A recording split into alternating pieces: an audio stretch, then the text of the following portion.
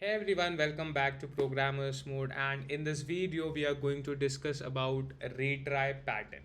Let's look at it with this example. Ever had a delivery driver show up, knock on your door and you didn't answer the first time? A good driver doesn't just give up. They try again, maybe after a few minutes, right? That's exactly what the retry pattern does in software. Now, let's move to the pattern.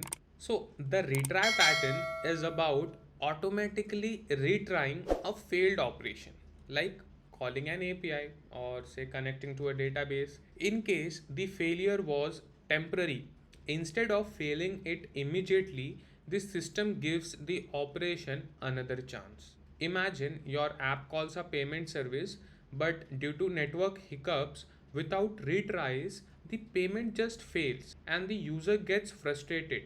With the retry pattern, the system will automatically try again, maybe 2 or 3 more times, just like our driver trying a couple more knocks before leaving. You can implement retries with fixed intervals, like wait the same amount of time between tries. Exponential back off, wait longer after each failure to avoid overloading the service. Jitter, add a bit of randomness to avoid all clients retrying at the same moment. Why use retry pattern? It helps with resilience.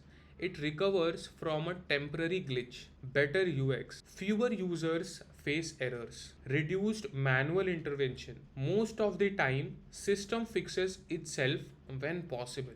The huge mistake onto this case is retrying forever or too quickly. That's like the driver knocking non-stop until the neighbors complain. Always set a retry limit and use delays to avoid making the problem worse. If it is breaking and you keep hitting that, it might bring down whole service down. So the next time your system runs into a small hiccup, think like a patient delivery driver.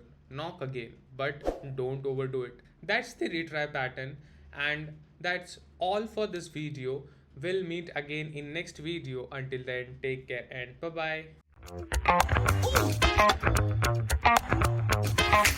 bye.